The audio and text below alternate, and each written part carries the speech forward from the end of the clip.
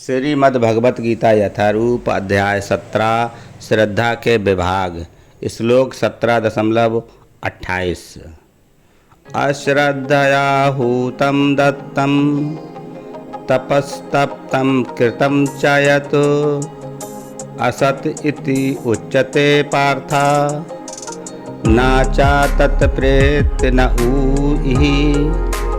भावार्थ, हे पार्थ, श्रद्धा के बिना यज्ञ दान या तप के रूप में जो भी किया जाता है वह नश्वर है, वह असत कहलाता है और इस जन्म तथा अगले जन्म दोनों में ही व्यर्थ जाता है।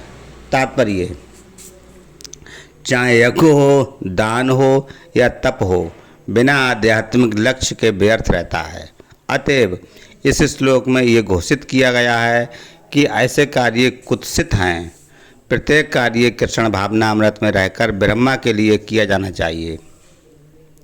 संपूर्ण वैदिक साहित्य में भगवान में श्रद्धा की संस्तुति की गई है। ऐसी श्रद्धा तथा समुचित मार्गदर्शन के बिना कोई फल नहीं मिल सकता। समस्त वैदिक आदेशों के पालन का चरम लक्ष्य कृष्ण को जानना है। इस सिद्धांत का पालन किए बिना कोई सफल नहीं हो सकता। इसीलिए सर्वश्रेष्ठ मार्ग यही है कि मनुष्य प्रारंभ से ही किसी प्रामाणिक गुरु के मार्गदर्शन में कृष्ण भावनामृत में कार्य करे। सब प्रकार से सफल होने का यही मार्ग है। बद्ध अवस्था में लोग देवताओं, भूतों या कुबेर जैसे यक्षों की पूजा के प्रति आकृष्ट होते हैं।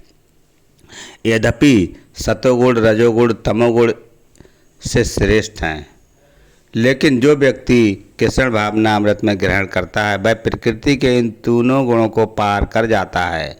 यद्यपि क्रमिक उन्नति की विधि है, किंतु शुद्ध भक्तों की संगति से यदि कोई कृष्ण भावनामृत ग्रहण करता है तो ये सर्वश्रेष्ठ मार्ग है।